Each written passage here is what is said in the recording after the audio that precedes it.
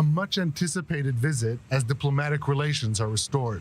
Saudi Arabia's foreign minister arrived in Iran on Saturday, the first visit by a top diplomat of the kingdom to the Islamic Republic in 17 years. Prince Faisal bin Farhan met in Tehran with Iranian President Ibrahim Raisi, who welcomed the restoration of ties with Riyadh while saying, quote, that only the enemies of Muslims, headed by the Zionist regime, are opposed to this normalization, according to the Iranian president's office. Earlier, the Saudi foreign minister met with his Iranian counterpart, Hossein Amir Abdullahian. In today's conversation, we focused on the necessity of sustainable economic, commercial, and joint investment cooperation between the two countries. We also discussed regional security through various forms of multilateral cooperation. The visit comes after the sides agreed back in March to re-establish diplomatic relations and reopen embassies after 7 years of tensions, in a deal brokered by China.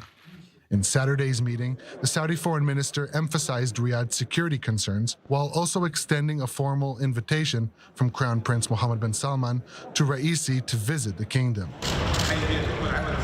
Work is currently underway for diplomatic missions to resume their work in the two countries, and we have witnessed the opening of the Iranian embassy in Riyadh, and it will be soon followed by the opening of the Saudi embassy in Tehran. Of course, the high-level visit didn't go without incident, as the Saudi delegation reportedly refused to hold a shared press conference in a hall with a picture of the late Quds Force commander Qasem Soleimani hanging on the wall behind the Saudi foreign minister. The Iranians quickly changed the venue to another hall, a clear reminder of the tensions that still remain between the regional rivals. I would like to refer to the importance of cooperation between the two countries with regard to regional security, especially the security of maritime navigation and waterways, and the importance of cooperation between all countries in the region to ensure that it is free of weapons of mass destruction. And so, despite years of distrust and animosity between the sides, it's hard to underestimate the significance of Saturday's visit, one that indicates another step in the realignment of the Middle East. We have our Middle East correspondent, Ari Oseren, in the studio. Look, there's a lot of layers to this, a lot of reading between the lines. I think when we hear the statements provided by these sides, we have to ask, simply where Israel kind of fits or doesn't in this bigger picture between these two countries, in the backdrop. What's the Israeli angle here, and according to what you're hearing from these officials?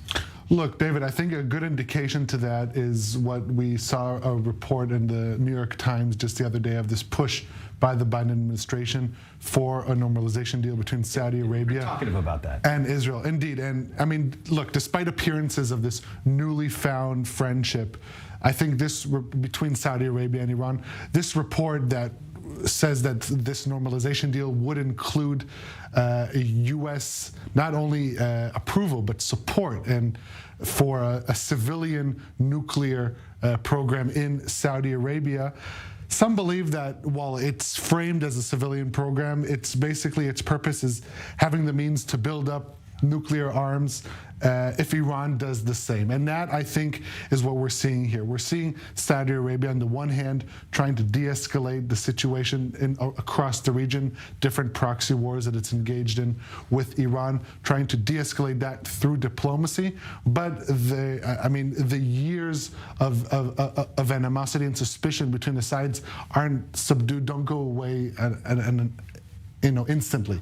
And so the fact that Saudi Arabia is engaged with Iran in diplomatic detente, I think that is indeed along their interests. And it also shows that this realignment that we're seeing in the Middle East really shows that for many of the key players here, ideology is making room for pragmatism, for interests. But it does not mean that Saudi Arabia and Iran see eye to eye on a lot.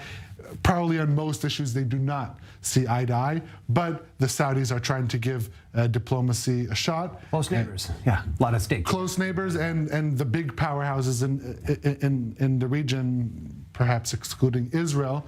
And if Saudi Arabia were to engage in normalization with Israel, which reportedly it is, it does show that this is not an alignment of a peace alignment or of interests, but rather of pragmatism. A lot of layers to this region. Ari Oseren, your expertise. Thanks for being with us on it.